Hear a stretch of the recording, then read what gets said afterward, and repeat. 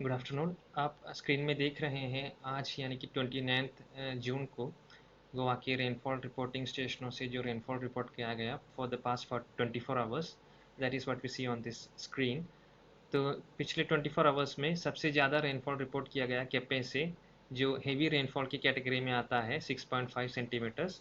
और दाबोलिम से रिपोर्ट किया गया 5 सेंटीमीटर्स।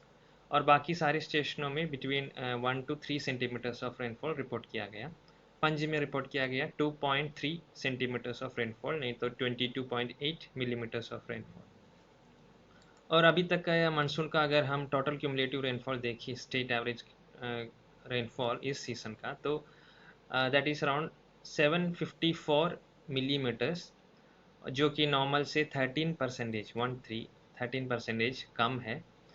और अगर पिछले साल के सेम डेट के डेटा से अगर कंपेयर किया जाए तो last year on 29 it was around 940 millimetres, और नॉर्मल से कुछ 11% हायर था।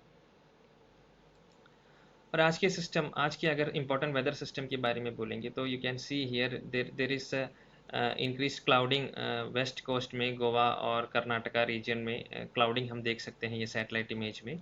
और ईस्ट कोस्ट यानी कि ओडिशा और आंध्र प्रदेश की कोस्ट के साइड में भी हम क्लाउडिंग देख सकते हैं। और ये जो वेस्ट कोस्ट है गोवा के करीब में, वहाँ पे जो प्रेशर ग्रेडियंट है वो भी ज़्यादा है, और लोअर लेवल में विंड स्पीड भी साउथ वेस्टर्ली नहीं तो वेस्टर्ली विंड स्पीड भी ज़्यादा है, तो उसके कारण ज़्यादा इंक्रीज्ड क्लाउडिंग और कंटिन्यूड रेनफॉल एक्टिविटी हम एक्सपेक्ट कर रहे हैं 29 और 30 को।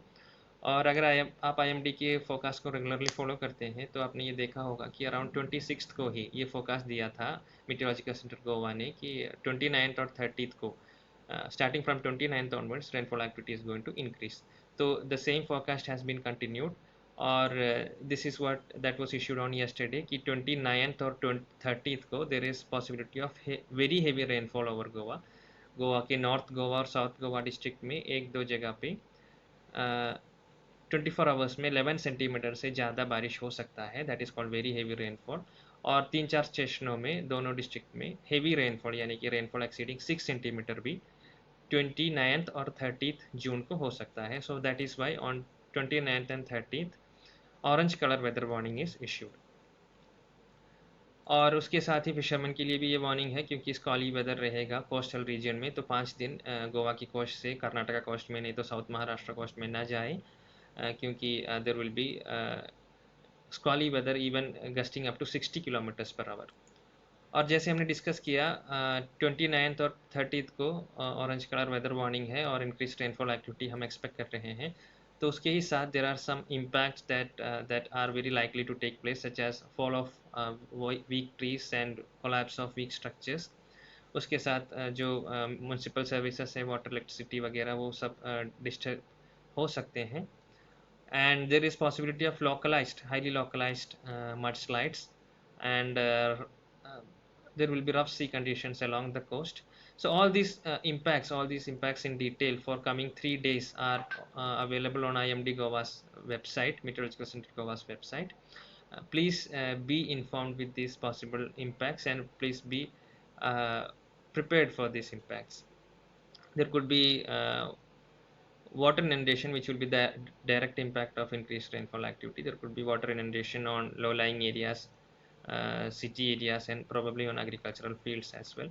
तो उसको मद्देनज़र फार्मर्स को जो एक्शन लेना है वो भी मीटेरोलॉजिकल सेंट्रल गोवा ने इश्यू किया है। The crop specific impact based forecast is prepared with the guidance from district agromet unit.